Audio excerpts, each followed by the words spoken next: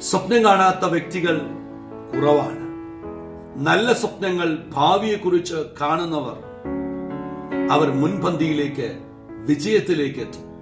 അതിനു മുമ്പിൽ വരുന്ന പ്രയാസങ്ങൾ, കഠിനമായ വേദനകൾ, ഒറ്റപ്പെടലുകൾ, തിക്താനുഭവങ്ങൾ, ഇല്ലായ്മകൾ, വല്ലായ്മകൾ അവരെ വേട്ടയാടിക്കൊണ്ടിരുന്നാലും അവർ കാണുന്ന ആ നല്ല ശുഭഭാവിയെ കുറിച്ചുള്ള ആ സ്വപ്നങ്ങളിലേക്ക് അവർ മുൻപോട്ട് തന്നെ പോകും.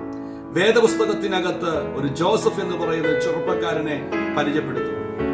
ആ ചെറുപ്പക്കാരൻ കണ്ട സ്വപ്നത്തെ തന്റെ സഹോദരന്മാരോട് താൻ അവതരിപ്പിക്കുമ്പോൾ തന്റെ കറ്റ എഴുന്നേറ്റ് നിൽക്കുന്നതും സഹോദരന്മാരുടെ കറ്റ അതിനെ വണങ്ങുന്നതുമായിട്ടാണ് അവൻ കണ്ട സ്വപ്നം.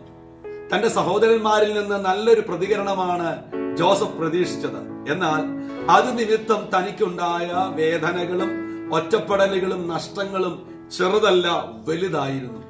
എങ്കിലും ആ ജോസഫ് കടന്നുപോയ മേഖലകൾ അതികഠിനവും അതിഭയാനകരവും ലജ്ജാകരമായ നിന്ദയുടെയും പരിഹാസത്തിന്റെയും ഒറ്റപ്പെടലുകളുടെ അനുഭവമായിരുന്നു. എങ്കിലും ആ സ്വപ്നത്തെ അവൻ മുറുകെ പിടിച്ചു. ആ സ്വപ്നത്തിലേക്കുള്ള യാത്രയ്ക്ക് ഏത് പ്രതിസന്ധികൾ വന്നാലും, ഏത് പ്രയാസങ്ങൾ വന്നാലും തരണം ചെയ്തു പോകാൻ അവൻ ദൃഢമായ ഒരു പ്രതിജ്ഞ എടുത്തു.